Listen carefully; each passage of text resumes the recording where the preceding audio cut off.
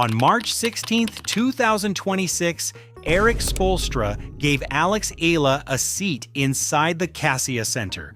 2 days later, the WTA ranking system wiped 20 spots off Eala's name in a single morning.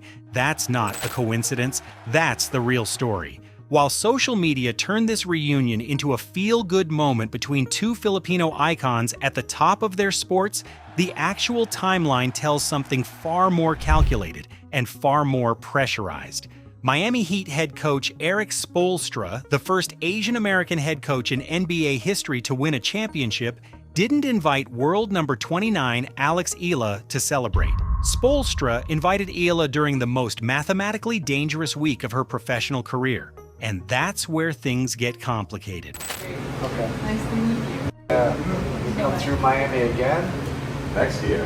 Yeah. That's up. Next year, for sure. Okay. Oh yeah. And I'll come see you play. Oh, really? Is that a deal? Okay, deal. That's a deal. Yeah. To understand what Erik Spoelstra brought to that reunion, you need to understand what Spoelstra had just survived 6 days before it. On March 10, 2026, Miami Heat center Bam Adebayo scored 83 points against the Washington Wizards, the second highest single-game total in NBA history, above Kobe Bryant's 81. Behind only Wilt Chamberlain's 100, Adebayo shot 20 for 43 from the field and 36 for 43 from the free throw line, 36 free throw attempts in one game. Critics came fast, questioning whether the Heat had deliberately engineered late-game fouling situations to push Adebayo toward that number. Spoelstra's response to all of it? 5 words.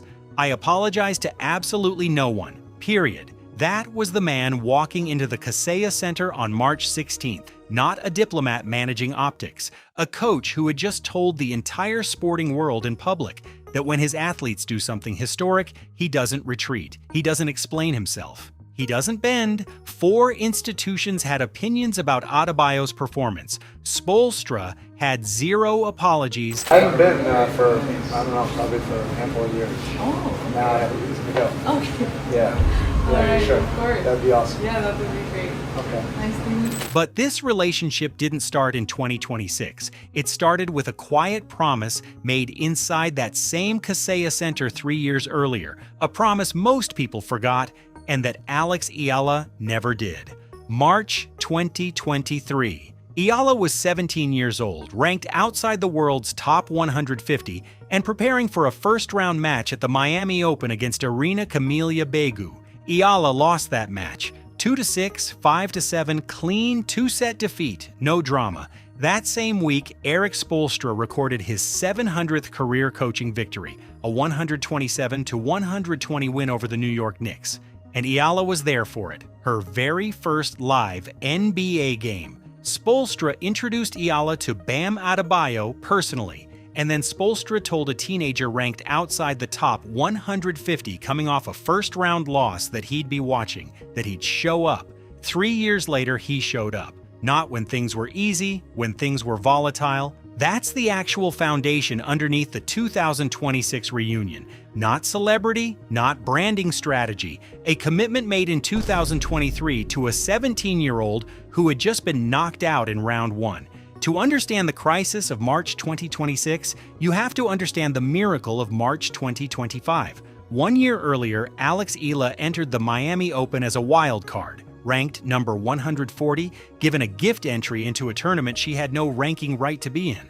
What followed became what analysts called a one run, one that completely changed what the world expected from Eala. Eala defeated Madison Keys, world number 5, former US Open finalist, in straight sets. Then came Jelena Ostapenko, the former French Open champion, gone. And then on March 26, 2025, Eala walked onto the court against world number 2 Iga Swiatek and beat her 6-2, 7-5. A wild card, ranked 140th, beating the second-best player on the planet.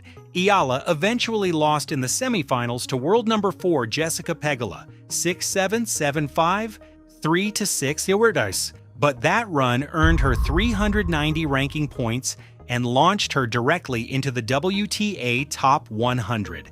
The world celebrated, Filipino fans celebrated, and the WTA ranking system quietly started a 52-week countdown. Because in professional tennis, every point you earn comes with an expiration date. Here's the fact that reframes the entire Spoelstra-Eala reunion, from feel-good story to something far more revealing. On March 16, 2026, the exact day Eala walked into the Kaseya Center, the exact day her official WTA ranking registered a career-high world number 29. Those 390 points from the 2025 Miami Open semifinal had not yet expired. By March 18th, they had. Eala's live ranking dropped 20 spots in a single day, world number 29 to world number 49. Not because she lost a match, not because she made an error, because the mathematical architecture of professional tennis had always planned to take those points back. She was seeded number 31 for the 2026 Miami Open, meaning she now had to reach at least the semifinals of a tournament she had already conquered as a wild card, just to hold her position near the top 30. Tournament director James Blake, a former world number 4 himself, still gave Eala the stadium court for the 2026 edition. He publicly defended that call despite the ranking drop, saying from his perspective, Eala is one of the __2__, but no stadium court placement changes what Eala was actually facing. The heaviest mathematical burden of her career, arriving at the one tournament she could least afford to lose. And that's when things shifted. So I have to figure it out. I was really blown away by how inspired she was. I mean, I was blown away by watching. When you lay out the full timeline, the 83-point controversy on March 10th, Spoelstra's statement on March 12th, the ranking peak on March 16th, the ranking collapse on March 18th, a very different picture emerges than the one social media chose to tell. Spoelstra didn't invite Eala to the Kaseya Center to celebrate. He invited her at the exact moment institutional pressure was about to hit maximum. The Miami Heat's social media posted the moment with the caption __3__. But the subtext, as one analysis framed it, describes Spoelstra's invitation as a gesture of solidarity during the most stressful week of her 2026 campaign. Spoelstra, whose maternal lineage connects to San Pablo Laguna in the Philippines, has long described the grind, disciplined, unglamorous work behind the scenes as a core pillar of Miami Heat culture. Eala has called Spoelstra very humble, despite a resume that includes 6 NBA Finals appearances and 109 postseason wins, the most of any active NBA coach. The so-called osmosis of talent that analysts referenced wasn't accidental. The Heat's culture of standing firm when an athlete achieves something under pressure, put on full public display 6 days earlier with Adebayo, was precisely the psychological framework Eala needed heading into her 2026 opening round match against Laura Siegemund, world number 53. Yeah, I mean, she's really good tennis player. Goes for her shots, takes the ball early, rips. Being a lefty is always tricky, competes really well. I mean, obviously she's beaten a lot of top players this week. I don't really think she needs me to tell her that she's a great player, that we're not going to see enough of her, but we definitely are. And she proved that tonight. I mean, that was really tough. There's one more layer here that's largely been overlooked. Eala has repeatedly pointed to Billie Jean King's principle, __8__, as the lens through which Eala approaches the 2026 season. But in 2026, King has been publicly critical of players who complain about the season's demands, specifically calling out players who take breaks between events only to play exhibitions. That critique lands directly on the calendar structure that gave Eala 390 points in 2025 and then quietly demanded them back in 2026. What Eala told ABS-CBN News heading into the Miami Open was honest. Eala said she knows she's, quote, 9 this year. The anonymity of being a wild card is gone. Her career earnings stand at $1,745,329 as of March 2026. She trains at the Rafa Nadal Academy under coach Joan Bosch. She's a left-handed player, 1.75 meters tall, two-handed backhand, a combination that historically forces right-handed opponents to recalibrate their entire service strategy.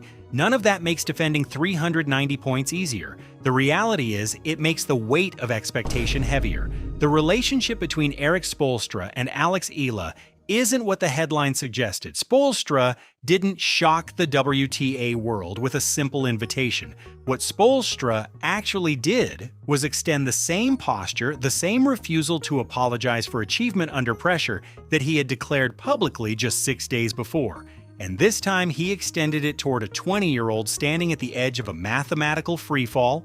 Bam Adebayo entered the back half of the 2026 season protected by a coach who told the world, "I will not retreat when my player does something historic." On March 16, 2026, inside the Kasia Center, Alex Eala received that same message in person 2 days before the ranking system proved exactly how much she was going to need it. The 2026 Miami Open draw is set, Laura Siegemund is waiting, the 390 points are gone, the stadium court is booked, and the only question left, the one no ranking algorithm, no social media caption, and no reunion moment can answer, is whether Alex Eala can build something at the 2026 Miami Open that no one can ever take back.